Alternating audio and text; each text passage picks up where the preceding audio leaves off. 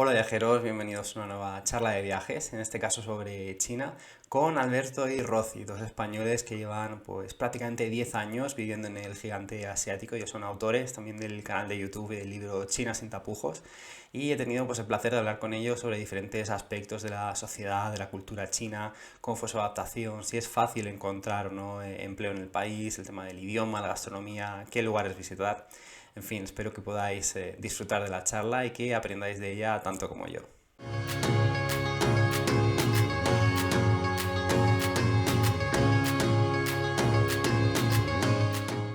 Bueno, Rosy y Alberto, bienvenidos al canal. Un auténtico placer poder hablar hoy con vosotros. Como os he comentado antes, pues China siempre me ha parecido desde el punto de vista turístico, desde el punto de vista cultural, pues un país súper interesante. Y qué mejor para aprender un poco más sobre él que hablar con vosotros, ¿no? Que lleváis prácticamente una década viviendo allí. Sí, un placer estar aquí también contigo, charlando. Nos encanta hablar sobre nuestra experiencia, sobre China y compartir opiniones también. Así que nada, un Sí, placer, también ¿no? te agradecemos este ratito de charla contigo. Claro. Nada, gracias a vosotros. Lo primero que quería preguntaros es, bueno, un poco dónde os encontráis, ¿no? Porque yo creo que la mayoría de extranjeros que viven en China normalmente pues es en las grandes ciudades, en Shanghai, en Pekín, pero vosotros os encontráis en una isla. Contadme un poco exactamente en qué lugar os Sí. encontráis. Sí, bueno, nosotros vivimos en la isla de Hainan, que es como la parte más meridional de China, estamos muy cerquita de Vietnam y estamos aquí desde el año 2018, 2017 tal vez, no Sí, unos estoy segura. 3, 4 años llevamos aquí ya en la isla. Tanto no, ¿no? Sí, 3 años, tres Bueno, añitos. ya se nos va un poco las cuentas, ¿no? Del tiempo. Pero anteriormente, cuando vinimos a China por primera vez, pues estuvimos en Guangzhou, que está más pegado a Hong Kong, que también se conoce como Cantón, ¿no? La Tanto. zona de Cantón. Luego estuvimos en el norte, en la provincia de Hebei, que está muy cerquita de Beijing Ujú. y que se caracteriza por ser uno de los sitios más Más contaminados contaminados del planeta. de China. Vivimos ahí la contaminación Sí, a tope y hemos vivido también en la provincia de Fujian, en que Fuyou, está pues en el este. cerquita de Shanghai. O Y sea, que ahora habéis estamos en una podido... isla que realmente, aunque sea China, pues es más bien sudeste asiático. Para el que haya estado por el sudeste asiático, que sí es una zona más de mochileros y de viajes y tal, pues es muy parecido lo que es el paisaje, la gente incluso, las La lengua. playas, todo, es muy parecido. Sí, La la lengua lengua incluso incluso, la se lengua, parece. el dialecto de aquí.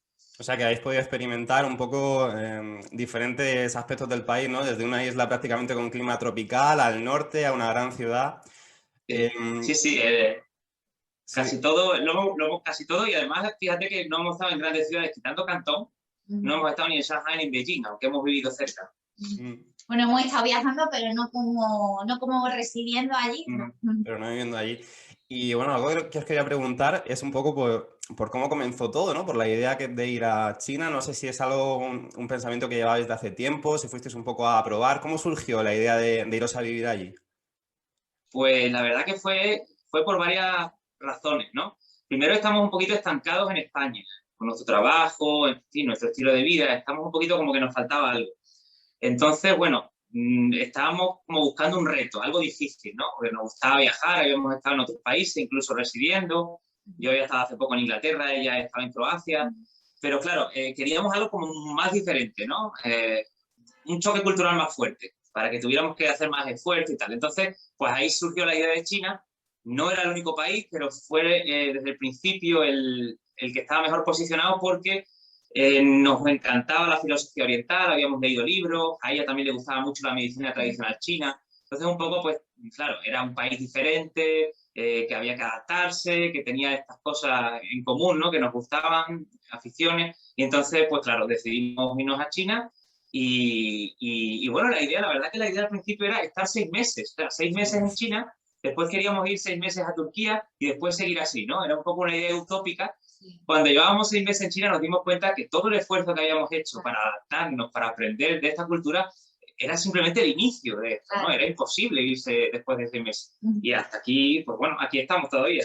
Desde el 2012 que llegamos hasta ahora, pues fíjate. Sí, Pues fíjate, pues 9 años, va a hacer prácticamente, ya digo, sí, una 9 años, década. 9 Sí, años. lo único que tuvimos un año de parón, que nos fuimos a España y estando en España nos apeteció volver y Sí, hubo volvimos otra vez. un añito de parón, pero después volvimos. Pero más o menos 9 años en total, sí. Sí.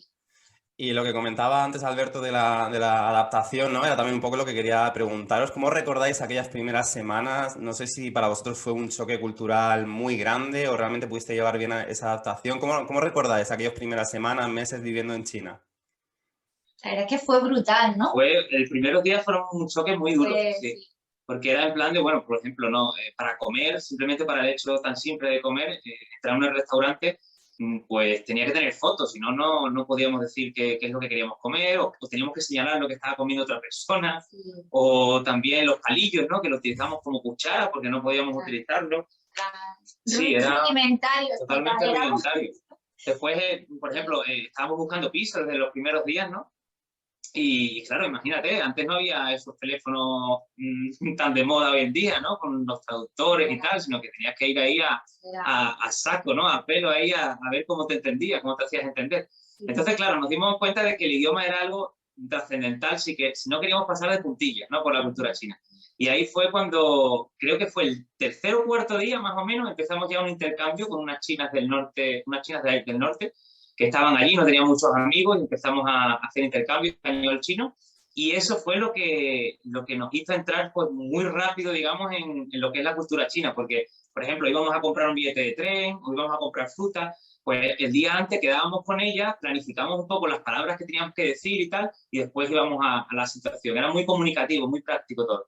Y ahí fue cuando yo creo que muy pronto, ¿no? Nos fuimos ya adentrando. Sí, pero aparte del choque cultural de la lengua, que sí que es brutal, porque dices, madre mía, no entiendo nada, y el inglés aquí no es suficiente, ¿no? Si quieres realmente comunicarte con la gente, necesitas hablar chino. Pero aparte de eso, yo, por ejemplo, recuerdo que cuando llegamos, todo me parecía inmenso y sobre todo hay tantísima gente, porque tú lo ves en la televisión, tú sabes que en China hay mucha gente, pero cuando tú estás en medio de esa gente, y ves que hay tantas personas que sientes tan pequeños como si fuera una hormiguita pequeña, ¿no? Y Sí. dices, ¿dónde estoy? ¿Quién soy? Y creo que eso también, desde el punto de vista personal, te ayuda mucho, ¿no? Porque para darte cuenta de que formas parte de un colectivo enorme de personas y que a lo mejor tienes que bajar un poquito tu ego también, ¿no? En plan, que ves tan pequeño que te ayuda también mucho, pero al principio para mí, y creo que para él también fue fuerte. Sí.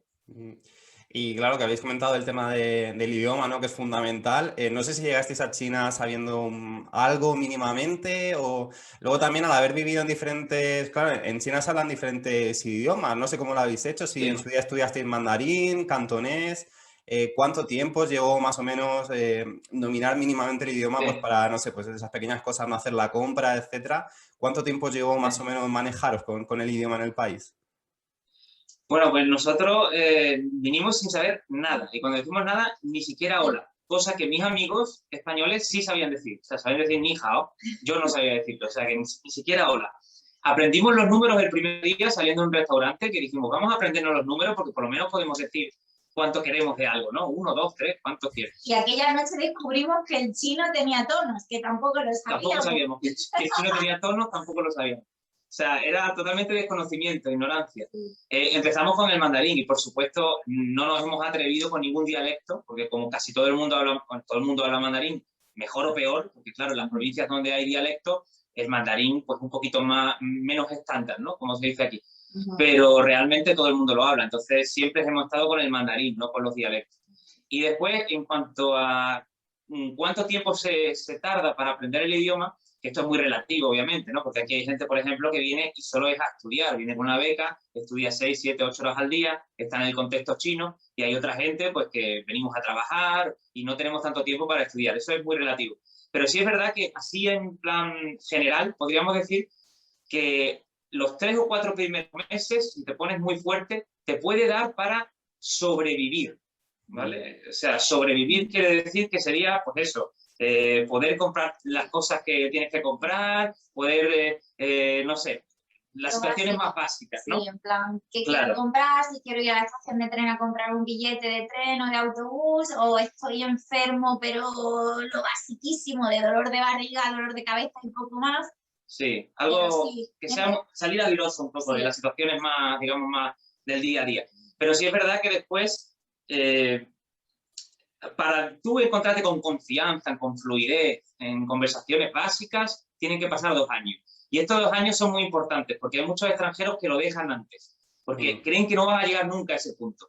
Nosotros lo situamos más o menos en 2 años. Hay muchos que se rinden antes porque es normal también, pero después a partir de esos 2 años tú empiezas a tener confianza y el aprendizaje cambia, porque ya no es tanto tan teórico, ya puedes ver series, puedes aprender hablando con amigos, cosas que no puedes hacer antes, ¿eh? Porque el chino requiere de un esfuerzo muy, muy grande al principio para los caracteres, para los tonos y para estar en tu escritorio horas. Entonces, claro, a partir del segundo año se nota, ¿no?, esa diferencia. Sí. Y luego ya cuando pasa a lo mejor esa barrera de los 2 años, tú cada vez te vas viendo más suelto, cada vez con más vocabulario, y ya a lo mejor, yo que sé, a los 4 o 5 años es cuando tú ya das el salto de decir, oye, ahora sí me siento con confianza, háblame de lo que quieras, que a lo mejor no te sé responder 100% bien, pero tú ya tienes en tu cabeza la manera de organizarte para darle vuelta y al final sí te acabas expresando más o menos lo que quieres decir, ¿no? Sí, yo creo que a los 4 o 5 años ya tú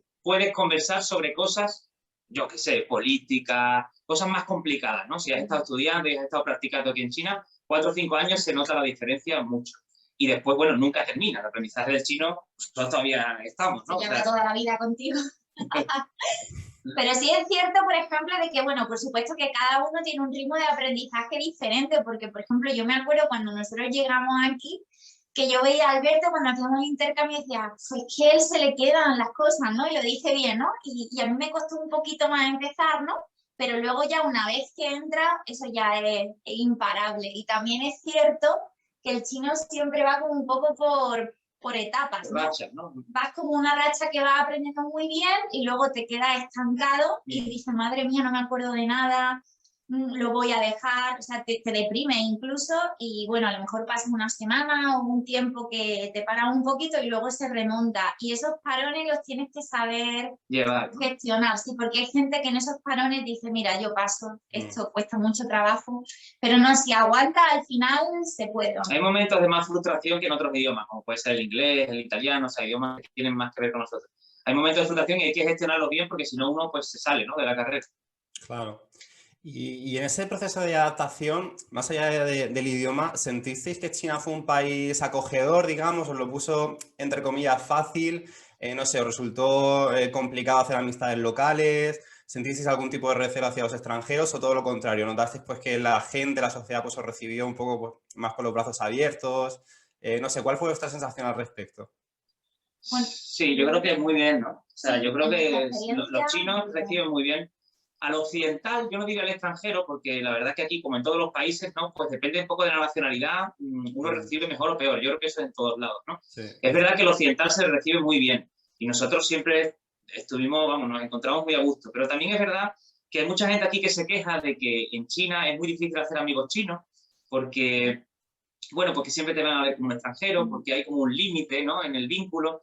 Pero nosotros nos hemos dado cuenta de que eso más bien es un bulo porque el factor clave es el lenguaje. Nosotros lo vimos. Cuando empezamos a hablar cada vez mejor chino, ya empezamos a tener amistades de verdad. No amistades de hacerte una fotito o de tomar un café un día, sino amistades de incluso pedir ayuda cuando lo necesitas o que te la pidan a ti. Entonces yo creo que ahí fue cuando empezó el cambio cualitativo, es decir, con el idioma. Si nunca llegas a tener un nivel de idioma pues coherente, no sé, que te permita desenvolverte, pues no vas a llegar a tener esos amigos, ¿no? Pero en general siempre el recibimiento yo creo que fue bueno. La verdad que yo también diría, en mi experiencia, en todos los sitios que he estado trabajando o viajando, conociendo gente, el recibimiento siempre ha sido muy, muy bueno. Y aparte del idioma, que sí es verdad que es muy importante, creo que también hay que saber hacer concesiones en el aspecto de las aficiones que tienen, ¿no? Sí. Porque bueno, a lo mejor pues a nosotros, a ti te gusta ir a la discoteca, pues aquí le gusta ir al karaoke, ¿no? Y yo, por ejemplo, digo, es que yo no canto fatal, me da vergüenza. Pues no, pues vas al karaoke, te adaptas, ¿no? O yo qué sé, ese tipo de actividades que a lo mejor nosotros no estamos acostumbrados a hacer, pues tienes que integrarte en ella, ¿no? No vas a pretender llegar aquí a un país y que ahora todo el mundo quiera hacer las actividades que tú estás acostumbrado a hacer en el tuyo. Entonces eso creo que es importante también. Claro, y la frustración también al principio, cuando no te adaptas, ¿no?, que es difícil, también hay muchos que empiezan con la crítica, que es un mecanismo de defensa muy típico, ¿no?, del humano, es decir, cuando se siente un poco vulnerable, pues critica a la sociedad que le está cogiendo. Y eso a todos nos llega ese impulso, pero tenemos que intentar dejarlo a un lado, porque tiene que ver más con la capacidad para adaptarnos. Mientras que vamos adaptándonos, la cosa va mejor. Pero en general nos reciben muy bien y además diría yo que la personalidad del chino es mucho más dicharachera y mucho más amable de lo que tenemos en la cabeza, por ejemplo, en España, ¿no? Que tenemos un poco la personalidad del chino inmigrante, como decimos en nuestro libro, que el chino inmigrante es diferente, viene con otra actitud, van más en comunidad china, digamos, no se integran tan pronto en España, digamos que necesitan un tiempo, pero aquí no, aquí llegas y te das cuenta de que el chino en su hábitat natural es muy diferente, muy amable, muy acogedor y sí. Sí, en realidad se parece mucho a los españoles, ¿no? A veces En algunas cosas sí, en algunas cosas sí. Son ruidosos, nosotros somos ruidosos también. Les gusta preguntar mucho, ¿no? Como tienen esa cercanía. Mucha vida en la calle también, aquí hay mucha vida en la calle también. ¿Y notáis que hay una gran diferencia de carácter entre a lo mejor las regiones más del norte, las regiones del sur, o en ese sentido China es un país más uniforme? Sí. Esta pregunta es muy interesante porque además entre los propios chinos también tienen su estereotipo de entre los chinos del norte y los chinos del sur, ¿no? Como se dice, los chinos del sur están más enfocados en el comercio, tienen su mente más en dinero, en negocio, tal. La gente del norte no. Tienen ahí sus diferencias. Sí, el sur es más pícaro, se dice un adjetivo que es algo así, yo lo traduciría como pícaro. Los del sur son pícaros y quiere decir que, bueno, que son más marqueteros, ¿no? Utilizan el marketing para venderte. Los del sur también evitan conflictos, o sea, no te dicen no son directos, digamos, ¿no? Te dan vueltas para decirte no. Intentan evitar el conflicto mucho. Los del norte son más campechanos, más rurales. Esto es generalizando, claro, hay provincias gigantescas y diferencias, ¿no? Pero los del norte son más campechanos, más sencillos quizás en la manera. Sí, hay diferencias, pero bueno, en general, ya te digo, es más lo que los une que lo que los diferencia, porque China es un país muy grande, pero que realmente se ha mantenido muy unido, ¿no? En costumbres, en estilos de vida y tal.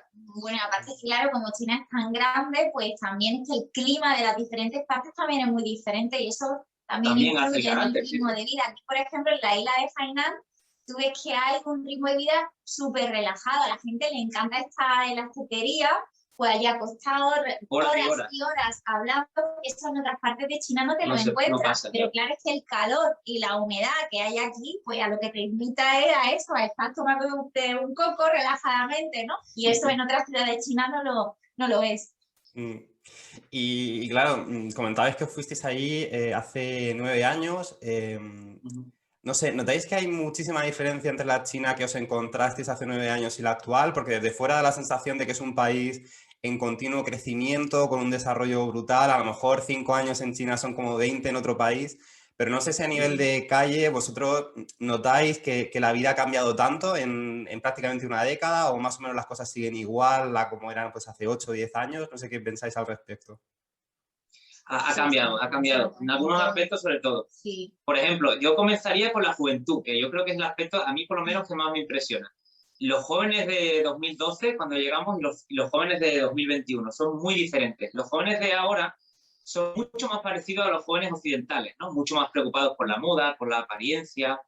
Son jóvenes también con menor tolerancia a la frustración, que es un problema también que tenemos allí en Occidente. No sé, a mí me da que sus aficiones también son más dentro de lo que es la globalización, ¿no? La música que escuchan, todo esto. Nosotros cuando llegamos en 2012 nos dimos cuenta de que la juventud china era muy diferente a la española, ¿no? Por ejemplo, a la europea. Y eran jóvenes como más inocentes, esa inocencia asiática, ¿no? Eran mucho menos preocupados por la superficialidad, mucho más sencillos en sus maneras. Era diferente y eso sí que lo hemos notado. La juventud está cambiando muchísimo y creemos que es la influencia de la globalización, ¿no? De Occidente, que ha llegado ya prácticamente a casi todos los países del mundo. Sí, luego en términos de infraestructura, por ejemplo, también muchísimo. Por ejemplo, nosotros cuando llegamos aquí a China al principio, los trenes que cogíamos pues solían ser trenes que tardabas, yo sé, 24 horas, 48 horas, incluso hemos llegado a estar en un tren que la verdad es que están súper chulos, ¿eh? Yo la verdad es que lo volvería a repetir esa experiencia millones de veces, pero ahora ya tienen los trenes bala rapidísimo, rascacielos por muchísimos sitios, no solo por las grandes urbes como Beijing y Shanghai, ya lo ves en muchísimas otras ciudades también. En tema de educación, de hospitales, las calles, las carreteras, o sea, sí que se ve un cambio brutal en Mm. servicios, sí. Que ya había empezado antes, ¿no? De nosotros llegar, pero que se nota que sigue avanzando, que sigue evolucionando. Sí. Después también, por ejemplo, en las zonas rurales, que en esta década se ha fomentado mucho el turismo étnico aquí en China, de minorías étnicas, ¿no? Entonces, esto está teniendo pros y contras, ¿no? Hay gente que se queja porque está cambiando el estilo de vida de los aldeanos, de la gente de aldea, de la gente rural, que ya no come sus verduras, sino que va al mercado, al supermercado, porque está ganando dinero con el turismo, que pueblos se convierten a veces en parques temáticos, y hay gente que se queja también de eso, pero la verdad también es que económicamente han crecido muchísimo con esto, ¿no? Entonces, tú notas también cuando hablas con alguien de pueblo que está mucho más cerca de lo que es un estilo de vida, un pensamiento urbano que antes. Eso sí lo hemos notado, ¿no? La gente rural está más cerca ya de la urbana en pensamiento. Eso también sería un cambio. Y tal vez también en términos de conducta, ¿no? O como de civismo lo podríamos llamar, ¿no? Porque en China, pues es un país, como hemos dicho antes, con una población increíble y bueno, pues por su historia y todo lo que han vivido, pues tienen un poco esa cultura del sálvese quien pueda, ¿no? En plan, un poco de desorganización o, por ejemplo, pues no tienen esta tendencia o no tenían esta tendencia a hacer cola cuando tú vas, por ejemplo, a comprar un billete de tren, ¿no? Pues normalmente en muchísimos países se hace cola, aquí no, aquí es todo el mundo alrededor de la taquilla intentando hacer hueco, ¿no? Entonces, eso cuando nosotros llegamos aquí era el pan de cada día, ¿no? Prácticamente tenías que estar siempre diciendo, oye, que no se te cuelen, o había mucha gente que escupía, o sea, comportamientos que son propios, eran propios de esta cultura y para nosotros que venimos de una cultura diferente nos chocaba mucho, pero todo esto vemos que se está reduciendo, ¿no? Sobre todo en las ciudades grandes, se nota mucho más en las ciudades grandes, todavía hay muchos comportamientos que no son cívicos, digamos, desde el estándar occidental, pero sí ha cambiado muchísimo, y sobre todo porque el gobierno chino también se lo está tomando muy en serio, ¿no? Y está intentando inculcar este tipo de pauta, de civismo, sobre todo porque el turista chino tiene muy mala fama en el extranjero, y poco a poco se está cambiando, ¿no? Sí, recuerdo esto que comentabais, recuerdo cuando fueron las Olimpiadas en 2008, que salían muchas noticias, ¿no? De que el gobierno pues, estaba haciendo un esfuerzo brutal para intentar erradicar ciertas costumbres, sobre todo pues, en Pekín, para sobre todo dar esa imagen, ¿no? Más, no sé, occidentalizada, si se puede llamar, a todo el turismo que iba a ir. Sí. Sí. Además, no sé, yo personalmente cuando he visitado Pekín y Shanghái he encontrado, no sé, como dos ciudades completamente diferentes. En ese sentido, Pekín, a pesar de ser la capital, a mí me dio la sensación de que todavía es posible encontrar zonas, entre comillas, que se pueden asemejar más a la China más antigua, ¿no? A lo mejor Shanghái pues, es una ciudad más modernizada, sin embargo en Beijing te sigues encontrando algunos hutongs, te sigues encontrando pues a lo mejor gente cortándose el pelo en plena calle o algunos mercados así más... Sí, eso nos encanta. Sí, totalmente cierto. Además es una de las cosas que nos retiene aquí en China, ¿no? El hecho de que la modernidad y la tradición coexisten, ¿no? Cosa que en Occidente cada vez es más complicado ver. Y lo que tú dices, Beijing, digamos, sería la norma y Shanghái sería la excepción. O sea, hay muchas ciudades como Beijing, ¿no? Que mantienen esa modernidad y esa tradición. Y como Shanghái, pues hay pocas, por no decir solo Shanghái, que es un poco la más moderna y la que ha dejado un poco la tradición al lado. Pero bueno, incluso en Shanghái pasa también que a lo mejor tienes un pedazo de centro comercial de última generación y luego te metes cualquier recoveco y estás en un callejón súper antiguo, como tú dices, como alguien cortándose el pelo ahí en medio o cualquier cosa. Y eso es una cosa que caracteriza mucho a China, ¿no? Que tiene su lugar tanto para la última modernidad como para mantener esa tradición. Y es algo muy bonito, esos contrastes son muy bonitos. Totalmente. Y bueno, una de las preguntas que se suele hacer la gente, ¿no? Cuando piensa en irse a vivir a China es también por el tema a nivel laboral.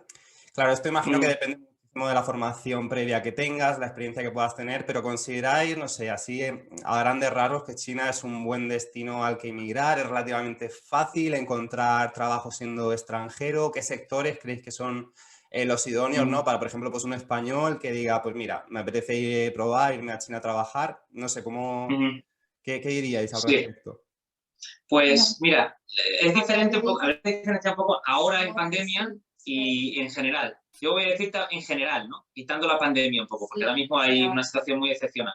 Pero en general diría que en las grandes ciudades cada vez hay más competitividad, es decir, cada vez hay más extranjeros.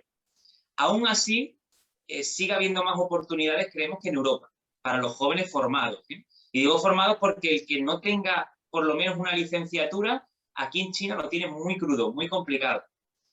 Exceptuando quizás el ámbito más artístico, ¿no? Bailarines, cantantes, que eso sí tienen, incluso si no tienen licenciatura, tienen muchísimas oportunidades, porque aquí se lleva mucho hoy en día eso de los espectáculos de música occidental o de bailes occidentales, y entonces, claro, por ejemplo, se abre una nueva cadena de supermercados, una nueva tienda, pues allá que va un grupo occidental a bailar, a cantar.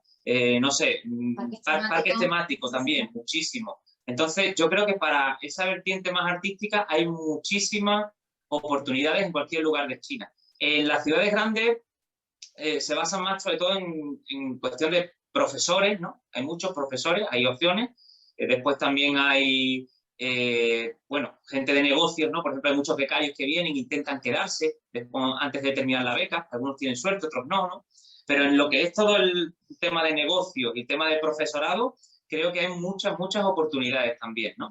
Después también están las ciudades menos grandes, digamos, no las grandes urbes, pero que son también ciudades grandes en China, que ahí yo creo que está más valorado el extranjero, por la simple razón de que hay menos. Entonces hay mucha gente que se empeña en eso de Beijing y Shanghai y tal, y realmente creo que deberían abrirse más porque hay muchas más oportunidades en otros lugares. Y creo que no se me escapa nada, ¿no? Profesorado, sí, negocios... bueno, además, desde el punto de vista que tú has dicho eso como español, pues el español cada día es un idioma más y más popular en China, y sí que pues que se están abriendo más plazas de profesores de español aquí. Incluso profesores de inglés también, si tienes un buen nivel de inglés, también tienes opciones de profesor de inglés. Sí, precisamente os quería preguntar por el caso concreto de ser profesor, que mucha gente claro, ir a vivir a China, pues lo primero que se le ocurría es, pues mira, pues siendo español, por ejemplo, pues de clases de español, o sea, hablo inglés. Para poder ejercer esta profesión te piden a lo mejor pues estudios en filología hispánica, filología inglesa o magisterio, o realmente siendo nativo, hablando español, se puede llegar a dar clase o te requieren algún tipo de cualificación al respecto.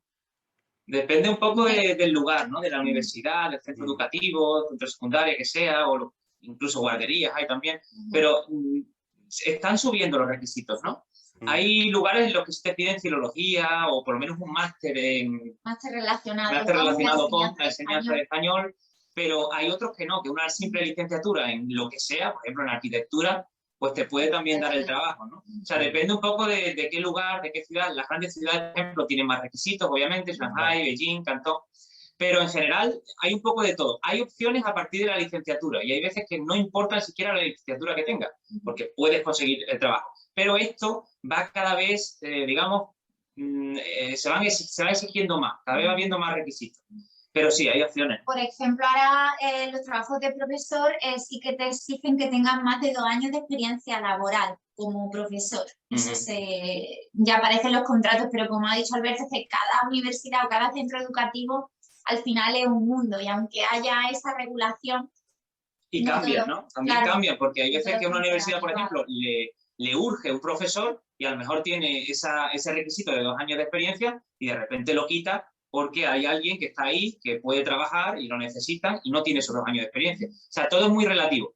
En cuanto más formado esté y más experiencia tenga, más fácil es. Pero hay opciones para todo. Y después también hay muchas universidades y centros de secundaria que están en zonas más remotas, no hay tantos extranjeros, por tanto, pues bueno, los requisitos bajan bastante. Claro. Al final es un poco oferta y demanda, ¿no? A lo mejor en una zona en la que no haya ningún español, pues ven a uno y lo quieren contratar. Sin embargo, en una gran ciudad que hay más, pues es cuando a lo mejor suben los requisitos. Eso, claro. Muy interesante. Claro.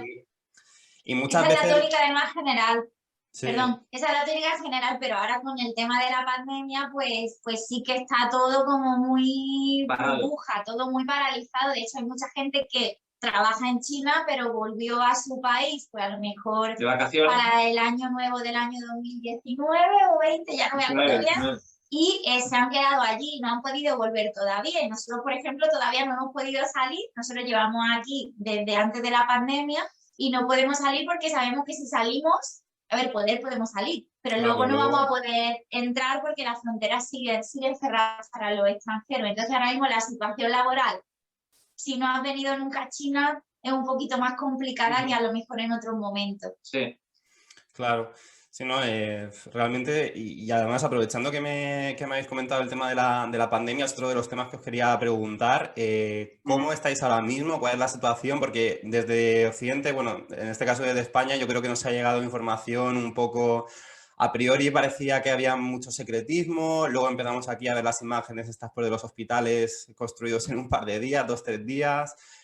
Parece que en un principio pues había mucho control de la población, luego sin embargo, bueno, pues últimamente pues se ven imágenes a lo mejor de la gente pues en discotecas, sin mascarilla, parece que haya una vida normal. ¿Cuál es realmente la situación con respecto a la pandemia ahora mismo en China? Bueno, ahora mismo decimos que no hemos llegado todavía a la normalidad, pero bueno, se acerca mucho a la normalidad, ¿no? Yo diría sobre todo varias variables que hacen que estemos más cerca de la normalidad. Primero, que ya no hay distancia de seguridad. O sea, llevamos muchos meses en muchas zonas de China sin ningún caso, aunque hay algunos brotes esporádicos muy pequeñitos que se controlan muy rápido, pero en general llevamos mucho tiempo, entonces, claro, distancia de seguridad no hay y los establecimientos están totalmente abiertos sin ningún tipo de restricción de aforo limitado, ni de horario, ni de nada. Entonces, eso hace que nos acerquemos más. Después, con la mascarilla quizás es un poquito... La depende, ¿no? mascarilla la tienes que llevar siempre, o en el bolsillo, o en el bolso, donde sea, porque en cualquier momento sí que te pueden decir póntela, o hay días que no. Por ejemplo, para lo que es metro, tren, autobús, sí que te piden que te las pongas. En algunos centros comerciales más grandes también te piden que te las pongas, pero todo varía un poco. Es que aquí, por ejemplo, donde en nuestra provincia, en esta isla, no hemos tenido casos desde marzo del año pasado, llevamos ya más de un año Más de sin un año. casos. Más de un año Entonces, sin claro, casos. prácticamente, pues sí, lo que he dicho es que hacemos vida normal. Lo único que a lo mejor, pues yo qué sé, si se dice que hay alguna provincia afectada, pues el gobierno en general, aunque a nosotros no nos afecte directamente aquella provincia, pero se vuelven a subir un poquito las medidas y claro, los requisitos, sí. Y después, bueno, los brotes estos pequeños, pues como lo bueno de China es que va por delante del virus, ¿no? Es decir, cuando vas por delante del virus, estás muy atento y en cuanto sale un brote pequeñito, vuelves otra vez a poner medidas estrictas durante 2 o 3 días, código QR, rastreo de quién ha sido el que ha traído el virus, y en 3 días no hay brote. Esta es la cuestión, como va por delante del virus es fácil. Entonces simplemente cambian las medidas en el sitio donde ocurre el brote. Y normalmente, pues, últimamente suele ser por el norte, pero eso son ciudades aisladas. En Guangzhou hay una hora. Pero son brotes que serían de risa para Europa. O sea, son brotes de 15 personas, 20 personas, 30 personas. Sí. Que eso, en nada que rastrees un poquito con el código QR de aquí, sabes perfectamente de dónde ha llegado, aíslas a la gente y no hay ningún problema en 4 o 5 días. Pero si nos plantamos, por ejemplo, a cómo fue la pandemia, cuando fue el meollo de la pandemia así, fue muy fuerte, porque nosotros aquí hacíamos el confinamiento, pero confinamiento estricto que ni siquiera para comprar comida. Tirar basura, siquiera. Ni tirar basura. Nosotros teníamos aquí, en esta era como, se iban como cerrando los barrios, los residenciales, o por ejemplo, nosotros aquí donde nosotros vivimos, y había una persona designada para toda la zona para traer la comida puerta por puerta y recoger la basura puerta por puerta, y se iba organizando así. Entonces nosotros cuando estábamos aquí encerrados es que no podíamos ni abrir la puerta de la casa solamente para coger la comida y soltar la basura y ya está. O sea, sí, un confinamiento súper estricto que hizo que controlaran totalmente el virus y a partir de ahí ya todo fue más fácil. ¿Y cuánto duró este confinamiento así como más estricto? Si recordáis más o menos, ¿fue un mes, 2 meses? Fueron 2 o 3 yo creo que estricto fueron 3 semanas, un mes. 3 semanas. Yo creo que también lo llegó. Y yo creo que en general lo que es confinamiento, 2 meses. O sea, a partir de los 2 meses yo creo que empezó todo a la normalidad poco a poco. Eso sí, ¿verdad? No fue una desescalada de estas que te ves a un montón de gente al día siguiente haciendo. No. Fue poco a poco, pero ya no volvimos nunca atrás. Nunca volvimos atrás. Pero fueron un mes, yo creo que fue un mes más o menos, un poquito menos de un mes, estricto totalmente, ¿no? Y luego, claro, empezamos a poder salir, pero solamente para hacer la compra, ¿no? Y luego ya iba saliendo, había muchos sitios que se mantenían cerrados, por ejemplo, los cines, los gimnasios, las cosas de ocio, karaoke, etcétera, estuvieron muchísimo tiempo cerrados y poquito a poco ya se fueron abriendo hasta ya el día de hoy que está todo abierto, ¿no? Está todo abierto, sí, totalmente. Pero vamos, hace ya meses, que no es algo de ahora, ya mucho tiempo con todo totalmente abierto. Y no sé cómo está avanzando el tema de la vacunación y claro, desde un punto de vista más turístico, no sé si allí se empieza ya a hablar de una fecha a la cual pues ya los extranjeros van a poder ir allí con más, Ujú. no sé si se va a poder obtener el visado turístico pronto, cuándo se va a poder empezar a reactivar el turismo en China, para vosotros, por ejemplo, pues poder volver a España y regresar a China sin ningún problema. ¿Hay alguna fecha, alguna estimación al respecto? Pues mira, lo que es el turismo nacional, de hace tiempo ya que se ha reactivado. De hecho, no paran de viajar los chinos, pero están viajando por China. Claro, como no pueden salir, pues lo que hacen es vienen aquí a la isla, a las playas, ¿no? Y tal. Entonces, como se ha reactivado mucho el turismo nacional, pues a ellos no les corre mucha prisa lo del turismo extranjero, ¿no? Tampoco China depende mucho del turismo, como otros países, como nosotros, ¿no? Por ejemplo. Pero se habla de mucho de que lo primero va a ser las visas de trabajo y se van a intentar que vuelva la gente que está todavía afuera y que no ha podido volver. Del turismo casi ni se habla todavía. Del turismo casi ni se habla. De hecho, no recuerdo nada que han dicho de cuándo van a abrir las fronteras para los turistas. De hecho, Nosotros sí que tenemos opciones, ¿no? Tenemos opciones de viajar, de volver a España ahora porque tenemos la vacuna china. O sea, nosotros ya, bueno, nos han puesto la primera dosis, nos van a poner la segunda y en el momento que nos ponen la segunda, con el certificado que tenemos, podemos volver a España y después venir. Pero al que no tenga la vacuna china, cosa complicada, por ejemplo, imagínate, profesores de español que están ahora mismo en España porque se quedaron allí, entonces cuando empezó la pandemia no han podido volver. ¿Cómo se van a poner la vacuna china para poder volver aquí? Que es un requisito Claro, imprescindible ahora mismo, si es que la vacuna china no está en España.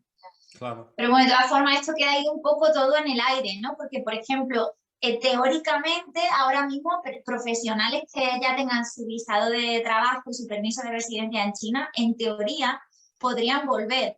Pero se está echando a mucha gente para atrás y se está paralizando mucho todos los trámites. Entonces, como de la teoría a la práctica hay todavía mucha diferencia. Y cada día van saliendo además cosas nuevas. Nosotros más o menos seguimos también la información que nos manda el Consulado de España por respecto al viaje posterior de España a China. Uh-huh. Y semanalmente hay variaciones, porque Mm. como es una situación tan nueva que realmente nadie sabe Pero nada. vamos, yo le echaría para largo, ¿eh? O sea, para lo que es el turismo extranjero, yo creo que no lo veo Mm. nada pronto Quizá para todavía. el año que viene ya, no sé. Sí, Ojalá. sí. Sí, ¿no? Y es realmente muy interesante lo que comentáis, porque yo también había leído algún artículo, ¿no? al respecto, en el que pues, se comentaba que el gobierno chino no estaba tan interesado en volver a abrir el turismo, porque al no depender tanto del turismo Claro. extranjero, de alguna forma se estaban dando cuenta de que estaban generando muchos ingresos, provocando que, pues, a lo mejor el turista chino, en vez de irse, pues yo qué sé, a California o irse al Claro. sudeste asiático, pues se quede dentro de China y Y consuma. realmente gaste más dinero en eso que no a lo mejor dejando dinero en otros países, con lo cual se estaban dando cuenta de la forma que tenían de Claro, conservar el turismo interno, ¿no? totalmente, sí. Claro. No es así, Lo- además lo del tema de, por ejemplo, a ellos lo que sí les viene bien es que las fábricas se reactiven. Las fábricas se reactivaron hace mucho tiempo, es decir, ellos siguen vendiendo a cualquier país del mundo y eso, quiera que no, pues también le da dinero. Y el turismo, pues como tú has dicho, ¿no? El turismo nacional, fíjate, tanto chino, la clase media súper potente de ahora, pues no para de viajar por China. Ujú. Y bueno, luego también, ya cambiando de tema, quería preguntaros, porque claro, vosotros como creadores de contenido escribisteis un libro, China sin tapujos, en el que además tratáis varios temas que yo realmente no tenía ni idea, como el tema de la sangre, ¿no? Algunos temas Ujú. delicados, ¿no? Que habláis tanto de las cosas buenas como de las malas. Luego también en vuestro canal de YouTube, pues hacéis lo mismo, ¿no? Contáis aspectos buenos de China, aspectos pues no tan positivos. En este sentido, ¿alguna vez habéis tenido algún problema en cuanto a pues, la censura que se comenta en China? ¿O no sé, os habéis encontrado con alguna restricción a la hora de tratar un tema? ¿O el hecho de hacerlo en español, el no hacerlo en idioma chino, pues notáis que tenéis más libertad al respecto? No sé cómo, si alguna vez habéis tenido alguna Ujú. experiencia en este sentido. Bueno, nosotros la verdad es que como somos también un canal pequeñito, ¿no? Tampoco tenemos mucha repercusión, entonces la verdad es que de momento, o sea, lo que es problema o cuestiones de censura y Ujú. tal, no hemos tenido nada, pero sí es cierto que nosotros conociendo un poco cómo funciona el sistema aquí, pues por ejemplo, a nuestro ámbito más cercano, ¿no? De trabajo y tal y cual, nosotros no hemos hablado, no le hemos Ujú. contado nada, ni de que hemos escrito un libro, ni de que nos movemos en las redes sociales, ni nada. Es posible que en algún momento pues alguien descubra a alguien, lo vea y bueno, Y pues sí. podamos tener problemas. Seguramente lo tendríamos, pero sobre todo con la empresa que aquí nos contrata. Es decir, no podrían tener a alguien que ha escrito un libro que ha tocado temas que son totalmente prohibidos. Y eso es un riesgo que corremos, ¿no? Desde luego, es posible, ¿no? No sabemos si pasará o no. Como nos movemos hablando en español, pues no hemos tenido ningún problema, ¿no? No hemos visto ningún tipo de restricción. Pero sí que es verdad que es algo que está ahí, que si fuera más pues cuidado, por ejemplo, estamos traduciendo el libro. Dentro de poco va a salir en inglés. No sé si ahí correríamos más riesgos aún, ¿no? Pero de todas maneras los asumimos. De momento no hemos tenido problemas. Y además, bueno, nosotros es que también nosotros iniciamos este libro como también como un proceso terapéutico nuestro, porque al inicio nosotros no teníamos idea de escribir un libro, sino que empezamos a escribir cosas de China porque veíamos que todo lo que estábamos viviendo que se nos olvidaba, a lo mejor porque el lenguaje chino ocupa mucho lugar en la cabeza, yo no sé por qué, pero decíamos, oye, ¿te acuerdas? Sí. Pues él se acordaba, yo no, entonces empezamos a escribir un libro como algo para nosotros, pero luego ya cuando lo vimos más o menos montado dijimos, oye, pues esto puede salir. Y una vez que salió el libro, ya después del libro dijimos, vamos a empezar con las redes sociales. Entonces esto no ha sido tampoco una cosa planificada en el tiempo, sino que ha ido surgiendo así. Y nosotros la verdad es que China es un país que nos encanta y hay muy poca información real sobre este país en el extranjero, ¿no? Porque todo está como muy todo es muy a favor de China o todo es muy en contra de China y es muy difícil encontrar información real. Entonces, ya que hemos empezado a hacerlo, pues nosotros estamos intentando plasmar la realidad que nosotros vemos, ¿no? Bajo nuestra mirada también. Sin ocultar nada, ni cosa positiva ni negativa, ¿no? Porque nosotros siempre decimos que amamos China, nos encanta China y por tanto también somos conscientes de su lado oscuro, de su parte negativa que todo tiene, ¿no? Si lo escondiéramos, yo creo que no sería real, amor real, ¿no? Por China. Y nosotros realmente que nos encanta la cultura. Claro, entonces, bueno, pues a veces... Eso es lo realmente interesante, ¿no? Decir tanto lo bueno como lo malo. Es que ningún país del mundo es perfecto ni completamente... Lo interesante, ¿no? Ver ese contraste y que una vez que tienes toda la información, pues ya decidir si quieres irte a vivir allí, si quieres viajar allí o no, pero tener sobre todo pues información más objetiva. Luego también quería transmitiros algunas preguntas que me han dejado suscriptores del canal, que bueno, la verdad es que he recibido muchísimas. China es un país que yo creo que despierta muchísima curiosidad. Un suscriptor que, por ejemplo, me preguntó sobre el tema de las VPN, de cómo lo hacéis, si tenéis que utilizar diferentes VPN para todo el tema de redes sociales, si esto es algo que, bueno, es relativamente fácil encontrarlas, si el gobierno es algo que controla mucho, no sé la dificultad que tenéis en este sentido. Bueno, las VPNs son más bien caras, no difíciles de encontrar, son más bien caras. Pero bueno, no, las deja estar, el gobierno chino deja estar las VPN, simplemente pega algunos cortes en momentos importantes, como por ejemplo la matanza de Tiananmen, o por ejemplo, sí, el aniversario de Tiananmen, o algún día, fecha señalada, que a lo mejor puede haber problemas porque puede haber mucha difusión de algún tema que no le viene bien al Partido Comunista, y entonces ahí pega un corte de 1 o 2 días, pero en general las deja estar. Es verdad que no funcionan del todo bien, es decir, a veces hay cortes, a veces se te va el servidor y tienes que meterte en otro, pero en general te hace la vida bastante más fácil y no tenemos tanto problema.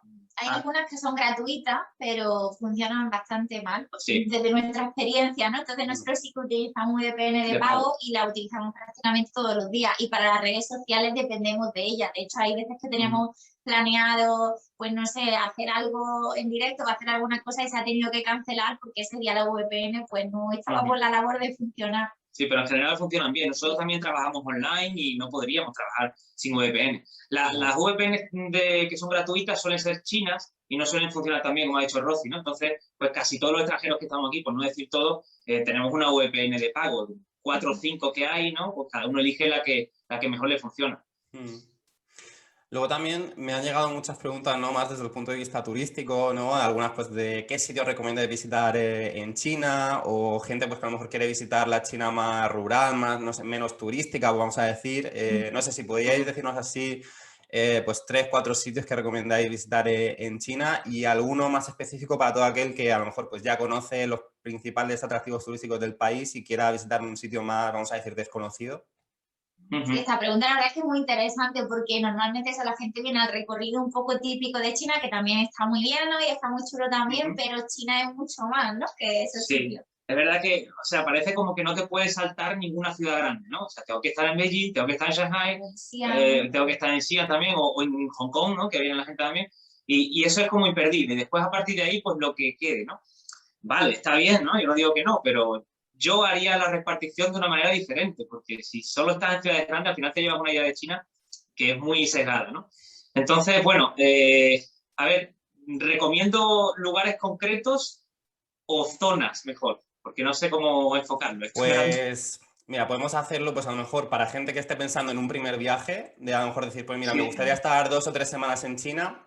¿Cuáles son los Ujú, sitios imprescindibles, esos 2, 3 ujú, ciudades o a lo mejor algún pueblo que sean ujú. imprescindibles visitar? Y luego para otro tipo de perfil que a lo mejor diga, no, pues que yo quiero a lo mejor pues tirarme, no sé, 2 meses en China recorriendo el país de mochilero, que a lo mejor que en este Claro, caso de región me recomendarías a lo mejor más para perderme por el país. claro. Bueno, para el primero, por ejemplo, hay gente que lo hace, sé que lo hace, ¿no? Que si vienes a Shanghai o a Beijing, intenta salir de ahí un poco e irte a algún pueblo que esté más alejadito, ¿no? Y que tenga una China más tradicional, más rural. Yo, por ejemplo, recomendaría siempre Shaoxing, que es un pueblecito que está muy cerquita de Shanghai, se llega en nada en tren, está también cerca de Hangzhou, y ese pueblecito tiene un casco histórico que para nosotros es de los pocos que no se ha contaminado, digamos, con este turismo masivo, ¿no? Es decir, no vas a ver casi tiendas souvenirs, no vas a ver pisos Airbnb, vas a ver gente normal viviendo en casas súper antiguas que no han sido reconstruidas, estilo de vida chino total en la calle, Cortándose el niños, pelo en la calle, como mayores. te has dicho antes. Sí, y sobre todo la arquitectura. Tiene también muchos canales, también Sí. puedes dar vuelta en góndolas, pero todo muy auténtico. Entonces, Shaoxing, yo lo diría, para el que vaya a Shanghai, tiene que ir a Shaoxing. Después, en Beijing, también te puedes escapar, digamos, incluso no sé, a la parte de Mongolia Interior, ¿no? Que también es bonita. La parte de Mongolia Interior yo creo que te puedes ir de Beijing si tienes un poco de tiempo. Y si no, pues te puedes quedar por Pingyao también. Hay algunos pueblecitos cerca de Pero Beijing que también Pinllao es muy bonito, pero es muy es más turístico. turístico, pero también es bonito, ¿no? Pero también es bonito. Ajá. Después también, bueno, para el mochilero está claro que no se puede perder la zona de Yunnan y de Sichuan. Esas dos provincias lindan con el Tíbet, ¿no?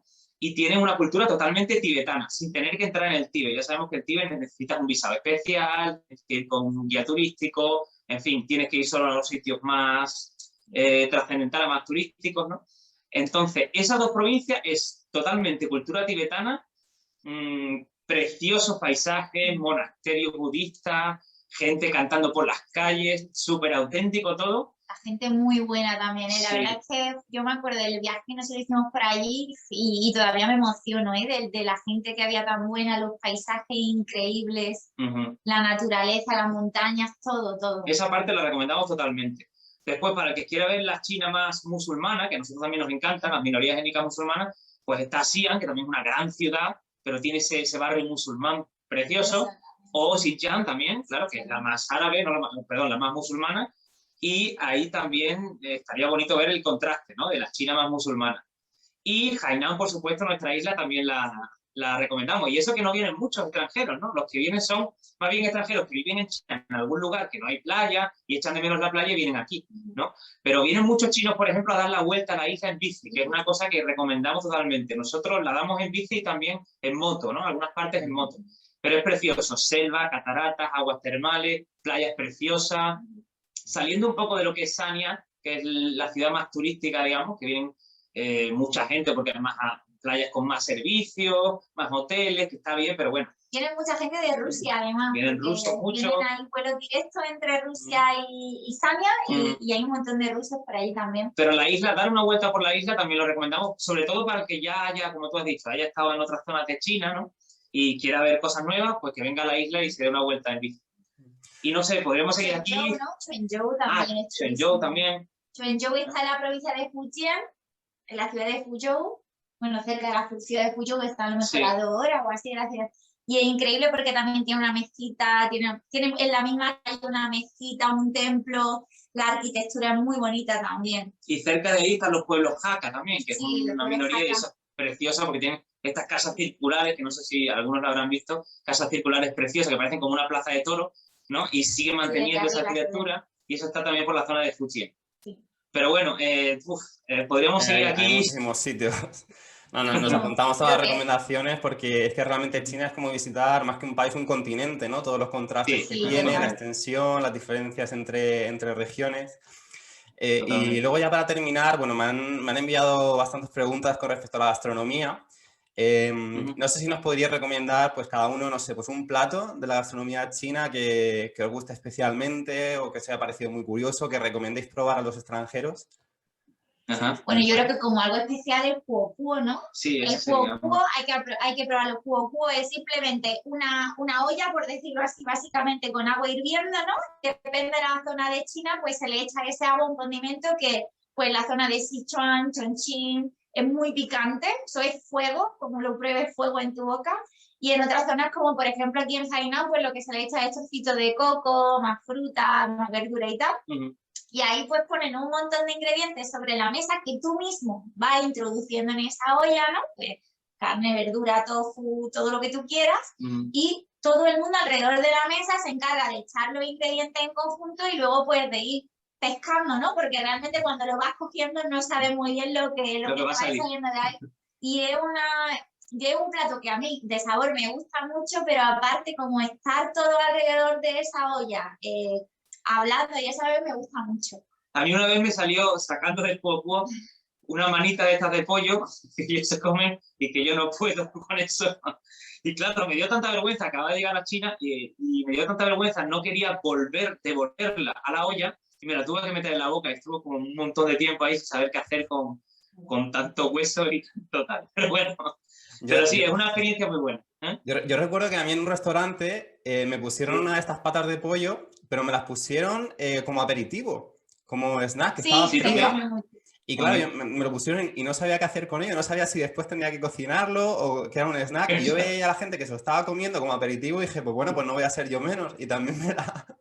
Pero sí, la comida china...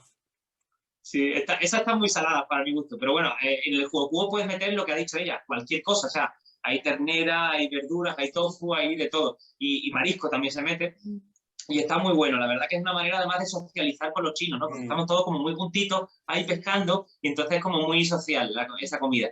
Y después también alguna más, no sé, algún plato así más... Con bao jiling. El con bao jiling es el típico, el más turístico, pero bueno, sí está muy bueno. O el tanchulichi también es como... Tanchulichi que es, sería cerdo, ¿no? Con rebozado. Pollo también. Es pollo agridulce, sería como pollo agridulce. Y con bao jiling es como pechuga de pollo cortada en trocitos con trozos de calabacín, de pepino, de zanahoria. Y tiene un toque picante, pero está muy bueno también. Ah, bueno, y el dim sum, no se nos puede olvidar. El dim sum, claro. Son como pequeñas tapitas que son típicas de Cantón, ¿no? Que hay algunas dulces, algunas saladas, pero son súper especiales, ¿no? No hemos visto en ningún lado del mundo algo parecido, ¿no? El dim sum. Bueno, y luego ya si te vas a zonas de minorías musulmanas, pues bueno, ahí tienen unos panes, porque en China el pan como nosotros entendemos el pan no hay, pero esas tortas que hacen las minorías musulmanas o el rojamo de Siam. Ah, ese sí, se nos ha olvidado. El rojamo es como si fuera un montadito, ¿no? En España decimos montadito o pepito, lo dicen en algunos lugares también. Una especie de pan que después le meten ahí pues carne y un poquito de tocino, de grasa, también de morcilla, todo este tipo de cosas. Y la verdad que está muy bueno también. Y el dap panchi, que es el último ya que decimos, el plato típico de los musulmanes aquí en China, que es un guiso, ¿no? Digamos, muy típico, muy parecido al de España. O sea, un guiso de estos de patata con carne al estilo andaluz. Por lo menos a nosotros que somos andaluces, pues se nos parece muchísimo. Y también está buenísimo, sí. Sabiendo que nos gusta mucho comer, ¿no? Porque y además es que creo que es uno de los principales atractivos, ¿no? De viajar a China, la gastronomía, por toda la variedad que tiene. A mí personalmente me encanta, ¿no? La comida china de cualquiera de sus regiones te encuentras pues continuamente, ¿no? Son novedades, ¿no? Para los sentidos. Bueno, chicos, pues daros las gracias. Ha sido un auténtico placer, se aprende muchísimo hablando con vosotros. En la descripción del vídeo voy a dejar pues tanto el enlace para vuestro canal, en el que ya digo, se aprende un montón de cosas sobre pues todos los aspectos, ¿no? de la cultura, de la sociedad china. También el enlace a vuestro libro, que sin duda pues recomiendo leer. Y nada, deciros que ha sido un auténtico placer. Muchísimas gracias por haber venido y nada, pues estamos en contacto. Nada, pues muchas gracias a ti. Me ha gustado mucho hablar contigo también y además tener un canal muy bueno también. Sí, un placer estar aquí contigo. Y también, a mí me ha ganado también, he visto un vídeo tuyo, hace poco lo vi, que era el de los países estos de Ucrania, los stanes, Ucrania, y hacías una lista de tal, y digo, bueno, esto me encanta a mí, países desconocidos y tal, y ahí me ganaste. Así pues que nada, un placer y colaboraremos. Os invito para tener algún día una segunda charla y, oye, quién sabe, pues si alguna vez podemos ir a China y visitar juntos la isla de Hainan, pues sería claro un gustazo. Sí. Bienvenido. Bienvenido, claro que sí. Y hasta aquí la charla de hoy, espero que haya sido de vuestro interés. Si ha sido así, recordadle a like, suscribíos al canal si todavía no lo estáis y decidme en los comentarios qué pensáis de China. ¿Es un país que os gustaría visitar, os gustaría conocerlo como turista o os llegaríais a plantear el iros a vivir allí? En fin, como siempre os voy a leer con muchísima atención. También, como decía antes, voy a dejaros abajo en la cajita de descripción el link, tanto al canal de Alberto y Rocío como su libro, China sin tapujos, para que podáis encontrar pues muchísima más información sobre China. Y nada, como siempre, daros las gracias por estar ahí y nos vemos muy pronto en el próximo vídeo.